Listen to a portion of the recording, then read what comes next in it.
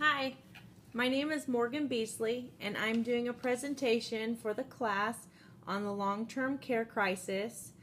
What does long-term care funding look like for our future? This is for class BMT 524. Long-term care funding. The issues with long-term care assistance through Medicare or Medicaid is that there just isn't enough of it. Proposed cuts and shortening coverage is an issue in our healthcare system, specifically where care is concerned. There are a number of issues surrounding long-term care and the financing or funding of such. There are a number of delivery systems that arise when thinking about the future of long-term care funding, but the biggest questions are, what does the financial picture look like in the future?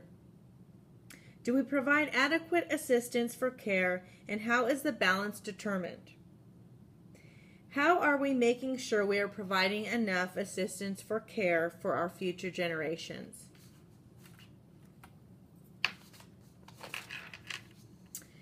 The roughly 75 million Americans who make up the baby boom generation are leading the country through yet another sweeping societal change. About 3 million baby boomers will hit retirement age every year for about the next 20 years and will affect how caregivers and policymakers shape the healthcare systems for decades to come. This is the most powerful force that is operating our healthcare system right now. This generational change, says Jeff Goldsmith, president of Health Futures Incorporated in Charlottesville, Virginia. So far, the growth in the number of senior citizen boomers have been incremental, and its impact on healthcare has been overshadowed by federal reform and budget battles. People aren't paying much attention, Goldsmith says, and that will change. As it is so often in the past, the boomer generation, through its sheer size, is likely to dominate the conversation once again. Issues with our current system. Long-term care in the United States is in crisis. The current system is not meeting the needs of the frail, elderly, and disabled populations. As the 77 million baby boomers enter retirement, the long-term care crisis will likely grow, both because of the sheer number of baby boomers and because of the medical advances that have increased longevity. Regrettably, few have prepared to pay for their long-term care either through insurance or savings. Policymakers need to move swiftly to reform the current system to ensure that tomorrow's retirees will have access to high-quality care without bankrupting for future generations. The frail elderly are adults with any combination of chronic conditions, including dementia, or who require assistance with daily activities due to mental or physical deterioration. Usually the elderly refers to those over age 65. However, those over age 85 are often called the oldest old and are most likely to be frail and require long-term care assistance. The oldest population will grow dramatically in the coming years, and the baby boom generation began to turn 65 in 2011, and within 20 years will double the 65-plus population and increase the 80-plus population by 110%. At least 70% of the baby boomers are expected to need some type of long-term care services at some point, and 40% are projected to require nursing home care. These numbers may prove conservative as medical innovations increase life expectancy even further. The U.S. Census Bureau categorizes baby boomers as individuals born between 1946 and 1964. The effects of having to care for such a large group will be felt in many areas undergoing transformation. At the same time, boomers will leave the workforce in growing numbers, creating voids in clinical care and healthcare management. By 2029, when the last round of boomers reaches retirement age, the number of Americans 65 or older will climb to more than 71 million, up from about 41 million in 2011. A 73% increase, according to the Census Bureau estimates. A huge proportion will switch from commercial plans to Medicare, and that could tilt the balance either way in the success or failure of new care and reimbursement models being tested by the Medicare program, such as patient-centered medical homes and quality-linked reimbursement. Why is long-term care funding an issue? Other demographic patterns for the baby boom generation indicate their sheer numbers are not only the factor likely to strain the long-term care system. Compared with previous generations, the baby boomers are more likely to be divorced, have fewer children, and have female children in the workforce. All factors that make informal family care less likely and more difficult for caregivers. Further compounding the problem, they have not saved enough for general retirement expenses and are especially unprepared for unplanned expenses such as long-term care needs. Often they expect cash-strapped government entitlement programs to fill the savings gaps. Financing and long-term care. Long-term care is expensive and becoming more and more expensive. Indeed, long-term care costs have outpaced inflation since 2003. Nationally, the median annual cost of a private room in a nursing home is $90,520 a year. Because the majority of Americans do not plan in advance to fund long-term care, government programs currently account for 63% of long-term care funding, with Medicaid paying 40% and Medicare paying 23% in the form of post-acute care. The remaining 37% comes from out-of-pocket spending, 22%. Long-term care insurance is 9%, and other private sources 3%, and other public sources 3%. Of course, this graph does not include the cost of unpaid care, which is typically provided by family members. Medicare does not pay the largest part of long-term care services or personal care, such as help with bathing, supervision, or often called custodial care.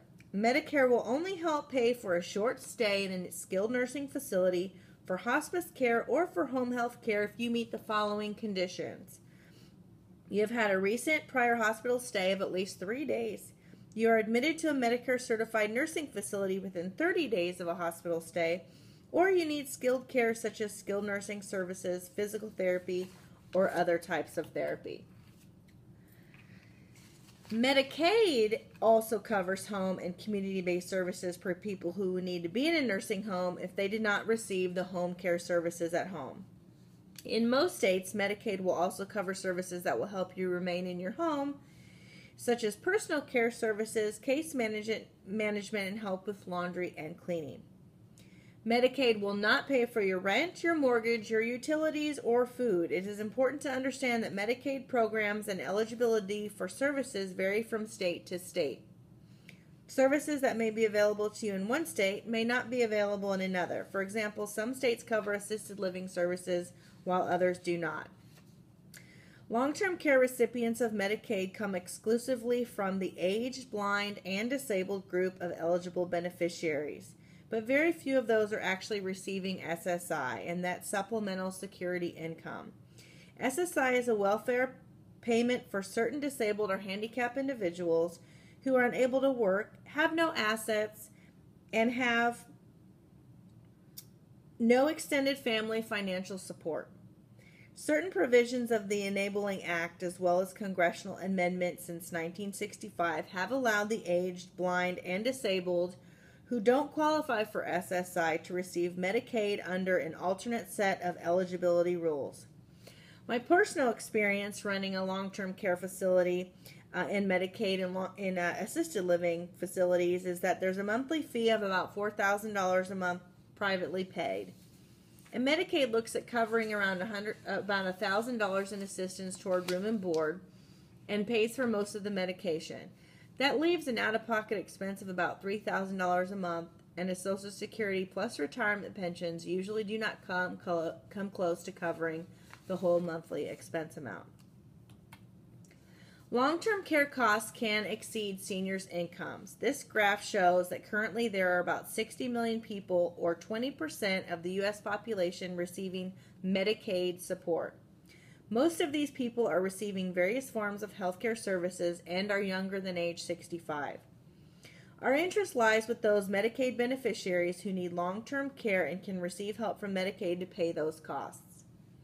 In addition, we focus almost exclusively on the aged long-term care beneficiaries, those over the age of 65. Aged long-term care Medicaid beneficiaries represent about 7% of the entire Medicaid population, or about 4 million beneficiaries. One of these long-term care Medicaid beneficiaries, approximately 1 million, are receiving various levels of Medicaid funding support in nursing homes, and approximately 3 million are receiving some form of home-based or community-based Medicaid long-term care support. Even though elderly long-term care beneficiaries are only representing about 7% of the Medicaid population, they account for about 19% of all Medicaid spending. This is because long-term care services are very expensive, particularly those funds used for nursing home care. What are some possible solutions? Well, there's a new LTCI product that people are looking into right now. As the legislative efforts on the LTC financing continue, the marketplace is attempting to design new options for funding in long-term care. Consumers unhappy with the present options have spurred the market to introduce the new LTCI products. For example, consumers concerned that policy premiums are lost if care is not required can now purchase premium return riders for some policies. The rider provides cash value at the end of a specified period, although it makes the policy more expensive. For consumers considering the purchase of the whole life insurance, an accelerated death benefit rider is available with some policies. This means that the policyholder receives a cash advance on the death benefits to pay for long-term care expenses. Such policies tend to require large upfront cash payments and usually involve underwriting requirements, so they may not be as attractive for many consumers. Another option, if a large upfront cash payment is possible, is an annuity with the LTCI rider to provide increased monthly cash payments in the result of long-term care needs. Additional product designs will likely continue to emerge as specific needs are identified, providing the regulatory environment continues to allow such innovations. Another possible solution is the urban village movement and how it's a cost savings. This movement has begun as a grassroots organization in Beacon Hill, Massachusetts, as a way to connect an aging population to the resources and services they need to remain in their homes. The movement has spread to over 100 villages that are either active or in development. A village relies on a combination of neighbors helping neighbors, volunteers, and a range of healthcare and other service providers. In addition to providing a sense of community, these villages offer a variety of services from transportation to changing a light bulb. Coupled with community support, new technology will allow medical and assistant providers to monitor patients better in these settings, provide promptings for those with dementia, and allowing rehabilitation outside hospital nursing home settings, and more. The issues with the urban village movement is such new care environments could lead to cost savings in government programs if they are integrated into government-paid services in a way that take advantage of the lower-cost home setting. However, getting the right design for the public-private partnership is not simple. For one thing, there will be little or no cost saving to the government if individuals merely use government funds in an independent setting where they might otherwise have used their own funds. Another essential requirement is regulatory flexibility to allow these programs to grow and use funds in ways that most sense for the individual while still ensuring appropriate oversight. There also needs to be quality metrics to ensure that the frail elderly are protected in less formal settings. Nevertheless, these opportunities for providing care may reduce cost and provide more attractive options for aging Americans. Having such settings available may also encourage younger Americans and even some baby boomers to overcome their reluctance to think about long-term care and to prepare for their potential care needs. What does our future look like? However, planning is possible only if people are aware of the need to save or otherwise prepare for the possibility of needing the long-term care. Public education has proven very difficult. Misunderstandings about long-term care coverage are abound. One study found that only 14% of middle-income pre-Medicare baby boomers were aware that Medicare does not cover long-term care. A lack of education about aging is a major impediment to planning.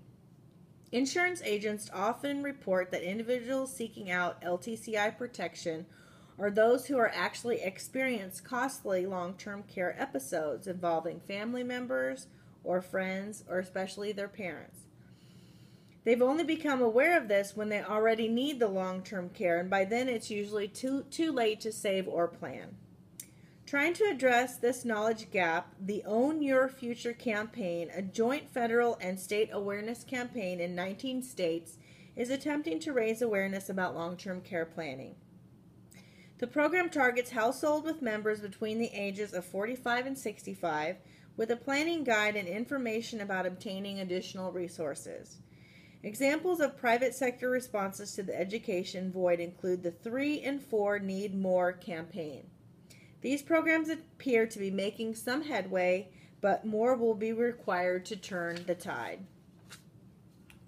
These are the resources that I used. I apologize for the PowerPoint not being very clear. I think it's very difficult to record, but you can get on and I'll upload the PowerPoint presentation and you can review it that way as well. Thank you so much.